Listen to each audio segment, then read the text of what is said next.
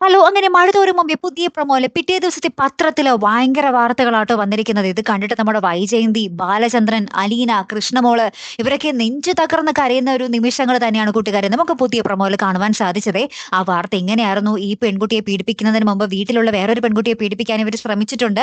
അന്ന് ഇത് കേസാകാതിരിക്കാൻ പ്രതിയുടെ അച്ഛൻ അതായത് രോഹിത്തിന്റെ അച്ഛൻ ബാലചന്ദ്രൻ അലീനയ്ക്ക് ലക്ഷങ്ങളുടെ പൈസയുള്ള ചെക്ക് കൊടുത്തിട്ട് ഈ കേസ് മാറ്റിമറിക്കുകയായിരുന്നു എന്ന് പറയുന്നുണ്ട്. അതായത് പൈസ കൊടുത്ത് ഈ കേസ് ഒതുക്കി വിട്ടു എന്നുള്ള രീതിയിലാണ് വാർത്ത മൊത്തം വന്നിരിക്കുന്നത്. പിന്നെ പ്രതികളൊക്കെ ഇങ്ങനെ അണ്ടർവെയറിൽ നിൽക്കുന്ന ഫോട്ടോ ഫ്രണ്ട് പേജിൽ തന്നെ വലുതാക്കി കൊടുത്തിരിക്കുവാണ്. അപ്പൊ ഇത് കണ്ടിട്ട് നമ്മുടെ വൈജയന്തിയും ആകപ്പാടെ പൊട്ടിക്കരയുന്നുണ്ട്. നമ്മുടെ ബാലചന്ദ്രൻ, നമ്മുടെ കൃഷ്ണമോളെ അലീന എന്നിട്ട് ഭയങ്കരമായിട്ട് ഇങ്ങനെ ആശ്വസിപ്പിക്കുന്നൊക്കെ ഉണ്ട്. കൃഷ്ണമോള് പറയുന്നുണ്ട്, പാലായിൽ എല്ലാവരും ഇതൊക്കെ അറിഞ്ഞിട്ടുണ്ടാവൂലേ ചേച്ചി എന്നൊക്കെ പറഞ്ഞ് ഇങ്ങനെ ഭയങ്കരമായിട്ട് കരയുന്നു. അലീന നമ്മുടെ കൃഷ്ണമോളെ കെട്ടിപ്പിടിച്ച് ആശ്വസിപ്പിക്കുന്നു.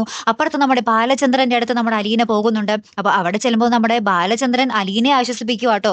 സാരില്ല മോളെ പോട്ടെ എന്നൊക്കെ പറഞ്ഞപ്പോ നമ്മുടെ അലീന പറയുന്നുണ്ട്, അച്ഛന്റെ വിഷം എത്രത്തോളാണെന്ന് എനിക്കറിയാം.